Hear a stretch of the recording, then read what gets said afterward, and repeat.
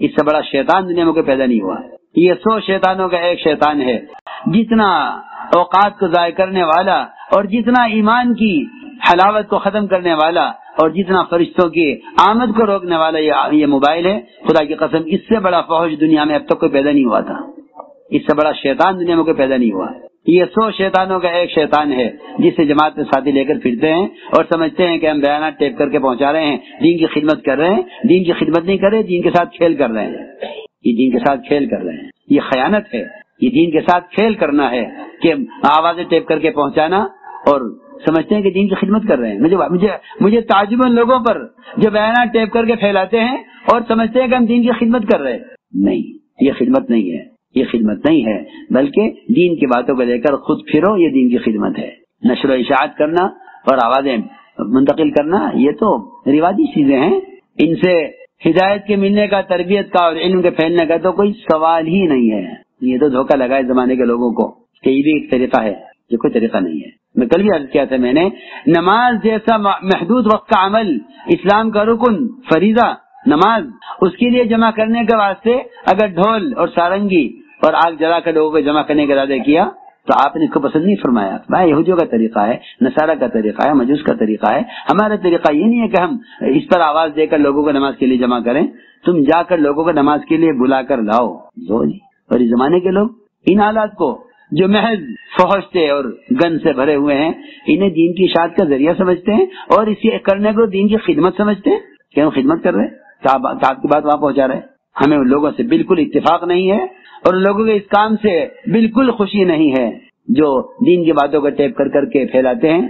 یہ طریقہ نہ اسلام کا ہے، نہ سنت کا ہے، نہ یہ دعوت کا مزاج ہے. ہمارے جیسے کہ ملفوظات میں ہے کہ ہمیشہ اس کام کو آلات اور رواجی شکلوں سے، اخبار اور رسائل سے اس کام کو بچانا ہے. اب دوسرا بیان سماعت فرمائیے. میں آج یہ کر رہا کہ اس زمانے میں سب سے بڑی بے عقلی کی سوچ وہ یہ ہے کہ ایک چینل اسلام کا بھی ہونا چاہیے تاکہ اس سے اسلام پھیل جائے. یہ سوچ حضور اکرم صلی اللہ علیہ وسلم کی بعثت کے موضوع کے خلاف ہے. تو یہ تو نیٹ سے ہوتی ہے اذان، موضوع نہیں ہوتے ہیں. جس نماز کے لیے صحابہ گشت کرتے تھے اس نماز کی طرف بلانے کے لیے اب مؤذن بھی نہیں ہے. امت دعوت کو چھوڑتے یہاں تک پہنچ گئی کہ اسلام کا شعار اذان، اس کو بھی امت نے اس لیے چھوڑ دیا کہ جب آلات کے ذریعے، نیٹ کے ذریعے اذان کی آواز پہنچ سکتی ہے تو پھر مسجد مؤذن رکھنا، اس کی تنخواہ دینا، اس کے لیے مکان گھر کا انتظام کرنا کیا ضرورت ہے. یہ نحوست ہے ان جدید آلات کی جن کے استعمال کرنے کو اس زمانے کے پڑھے لکھے اور امت کے سمجھدار لوگ بھی یہ سوچتے ہیں کہ اس زمانے کا طریقہ یہ ہے، اس زمانے کا طریقہ وہ تھا. یہ اس کی نحوست ہے، یہ اس کی نحوست ہے. یہ باتیں وہ لوگ کرتے ہیں جن کو سنت سے محبت اور مناسبت ختم ہو جاتی ہے.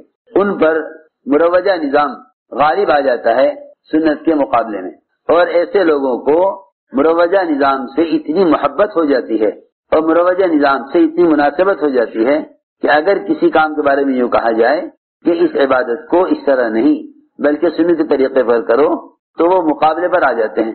کیوں جناب آپ نے فلاں چیز کے استعمال سے کیوں انکار کر دیا، اس میں کیا حرج ہے؟ اگر سنت سے مناسبت اور محبت ہوتی،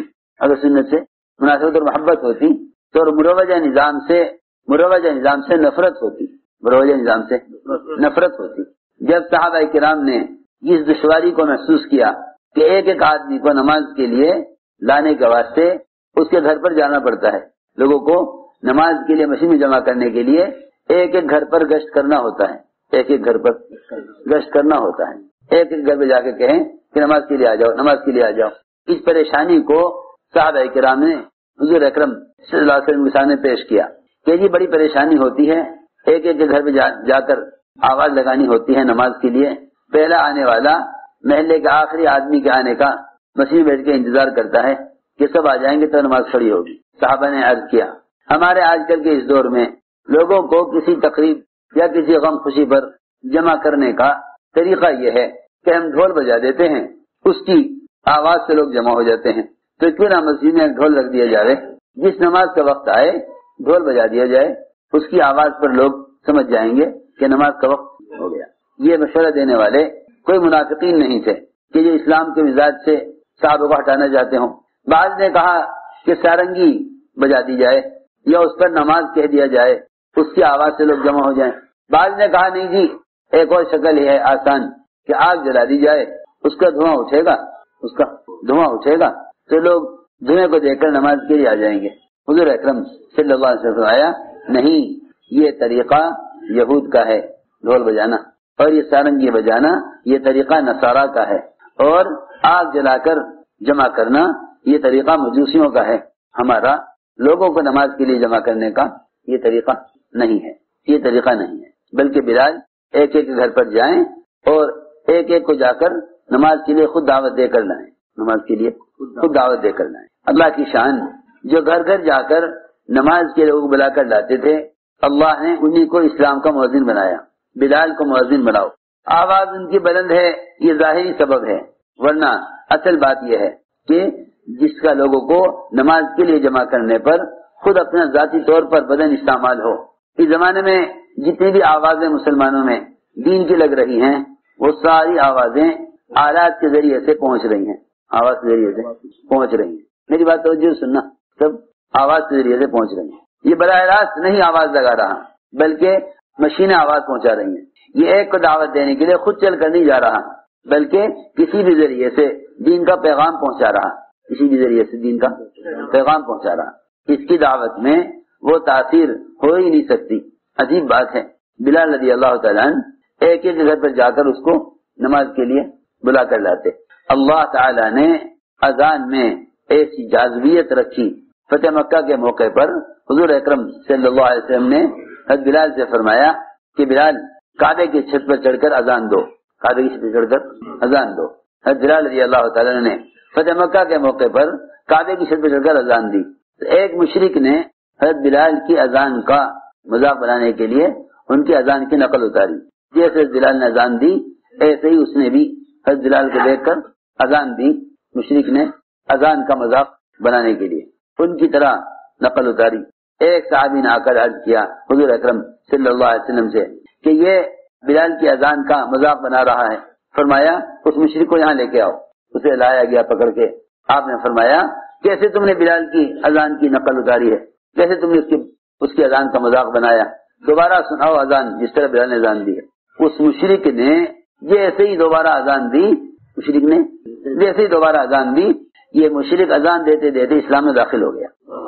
اذان دیتے اسلام میں، دیکھو یہ سمجھنے کی بات ہے کہ جو نماز کے لیے جمع کرنے کے واسطے خود چل کر جاتے تھے اذان کی شروع ہونے سے پہلے، اللہ تعالیٰ نے ان کی اذان میں ایسا اثر رکھا، اب مؤذن گشت نہ کرے گا کہ میں تو مؤذن ہوں، اب مؤذن گشت نہ کرے گا کہ میں تو مؤذن ہوں۔ گشت کیوں کروں؟ جب مسجد میں مائک لگا ہوا ہے اور سارے محلے میں اذان کی آواز پہنچ گئی تو گشت کی کیا ضرورت ہے؟ جب مائک پر اذان ہو گئی اور سارے محلے کے لوگوں کو اذان کی آواز پہنچ گئی تو اب گشت کی کیا ضرورت ہے؟ میں کچھ کہنا چاہتا ہوں، اگر تم لوگوں کو کہ قلوب کو اس فریق کی طرف پھیرنا چاہتے ہو تو گشت کا کوئی متبادل نہیں ہے، تمہاری اذان مؤثر ہی جب ہوگی دوسروں کے لیے، مسلمان تو مسلمان، کافر کو بھی تمہاری اذان اسلام کی طرف کھینچ ڈالے گی۔ جب دو باتیں ہوں، ایک تو نماز کے لیے گشت ہو، دوسری بات یہ ہے کہ بات کے پہنچانے کے لیے آلات اور مشینوں کا استعمال اصل نہ سمجھا جائے۔ عجیب بات، بلال کی اذان پر مشرک نے اسلام قبول کر لیا، حالانکہ اس نے اذان کا مذاق بطور استہزاء کی کیا، لیکن اللہ کا نام لینے کی برکت کہ جب آپ نے اسے دوبارہ اذان دلوائی تو دوبارہ اذان دلوانا اس کے مسلمان ہونے کا ذریعہ بن گیا۔ اس امت نے جب دعوت کو چھوڑ دیا، میں آپ کو بتاؤں حقیقت، ہم ایک ملک میں گئے، وہاں کی کئی مسجدوں میں جانا ہوا، جس مسجد میں جاتے ہم اذان ہوتی، اذان کے بعد ہم کہتے کہ بھئی یہاں مؤذن سے، امام صاحب سے ملاقات کرنی ہے۔ لیکن امام صاحب تو نماز کے وقت آئیں گے۔ اچھا تو ابھی اذان تو ہوئی ہے لیکن ذرا مؤذن سے تو ملاقات کرا دو، کہنے کہ مؤذن آپ کہیں باہر سے آئے ہیں، یہاں نہیں رہتے؟ یہاں نہیں رہتے، باہر سے آئے کہ اچھا آپ کو معلوم نہیں یہاں کسی مسجد میں مؤذن نہیں ہوتا، یہاں کسی مسجد میں مؤذن نہیں ہے۔ میں نے کہا یہ تو نہیں، آپ غلط کہہ رہے ہیں، ابھی تو میں نے اذان سنی کہ یہ تو نیٹ سے ہوتی ہے اذان، مؤذن نہیں ہوتا ہے۔ جس نماز کے لیے صحابہ گشت کرتے تھے اس نماز کی طرف بلانے کے لیے اب مؤذن بھی نہیں ہے. امت دعوت کو چھوڑتے یہاں تک پہنچ گئی کہ اسلام کا شعار اذان اس کو بھی امت نے اس لیے چھوڑ دیا کہ جب آلات کے ذریعے نیٹ کے ذریعے اذان کی آواز پہنچ سکتی ہے تو پھر مسجد میں مؤذن رکھنا، اس کی تنخواہ دینا، اس کے لیے مکان گھر کا انتظام کرنا کیا ضرورت ہے. یہ نحوست ہے ان جدید آلات کی جن کے استعمال کرنے کو اس زمانے کے پڑھے لکھے اور امت کے سمجھدار لوگ بھی یہ سوچتے ہیں کہ اس زمانے کا طریقہ یہ ہے، اس زمانے کا طریقہ وہ تھا. یہ اس کی نحوست ہے کہ مسجد میں مؤذن نہیں ہے، مسجد میں مؤذن نہیں. مجھے بہت ہی افسوس ہوا. میں نے کہا اللہ اکبر، اسلام کا شعار ہے اذان، اسلام کا شعار ہے اذان. یہ فرمایا حضور اکرم صلی اللہ علیہ وسلم نے صحابہ سے کہ جس بستی سے تمہیں اذان کی آواز نہ آئے وہاں حملہ کر دینا، اس لیے کہ وہاں کوئی مسلمان نہیں ہے، وہاں حملہ کر دینا کیونکہ وہاں کوئی مسلمان نہیں ہے. اذان کی آواز کے نہ آنے کا مطلب یہ ہے کہ یہ ساری آبادی یہ کفر کی آبادی ہے، نہ کوئی مسلمان نہیں، وہاں حملہ کر دینا جہاں سے تمہیں اذان کی آواز نہ آئے. گویا اسلام کا سب سے بڑا شعار اور اسلام کی سب سے بڑی علامت وہ اذان ہے. اذان دعوت ہے اور دعوت سے ہی آدمی اپنے آپ کو مسلمان ثابت کر سکتا ہے. ساری بات یہ سمجھانے کے لیے عرض کی تھی کہ اپنے دماغوں سے ذہنوں سے یہ نکال دو کہ دنیا میں اسلام کو پھیلانے اور اسلام کو قائم کرنے کے لیے نقل و حرکت کا بھی کوئی متبادل ہو سکتا ہے. یہ ذہنوں سے نکال دو کیونکہ دعوت اور عبادت مسلمان کے اپنے جسم کا براہ راست استعمال ہونے کا نام ہے. دعوت اور عبادت مسلمان کے اپنے جسم کا براہ راست استعمال ہونے کا نام ہے. یہ سمجھنے کی بات ہے. جس طرح مسلمان کا بدن عبادت کے لیے استعمال ہو اس سے اور کوئی متبادل ہو نہیں سکتا. کوئی آپ مشین ایسے رکھ لیں جو آپ کی طرف سے نماز پڑھ لے، یہ ممکن نہیں. آپ بیمار بھی ہیں تو آپ بیٹھ کر نماز پڑھیں، بیمار ہیں تو آپ لیٹ کر اشارے سے نماز پڑھیں. لیکن یہ نہیں کہا جائے گا آپ کے بدلے میں کوئی دوسرا انسانی نماز پڑھ لے، یہ نہیں کہا جائے گا کیونکہ یہ محض بدنی عبادت ہے.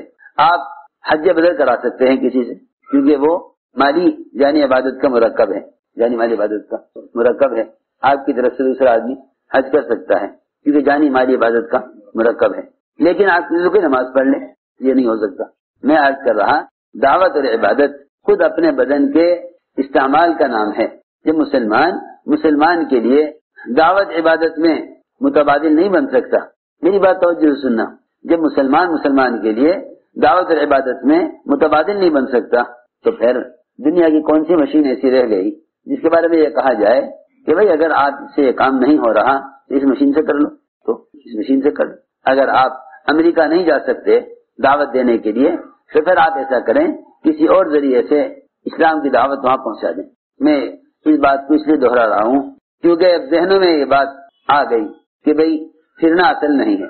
اگر خدا نہ کرے پھرنے کو اصل نہ کہا گیا، اللہ کے راستے کی نقل و حرکت کو دین کا قیام یقین نہ کیا گیا اور اللہ کے راستے میں پھرنے کو اصل نہ سمجھا گیا تو پھر انبیاء اور صحابہ کی محنت کا صراحت انکار ہو جائے گا.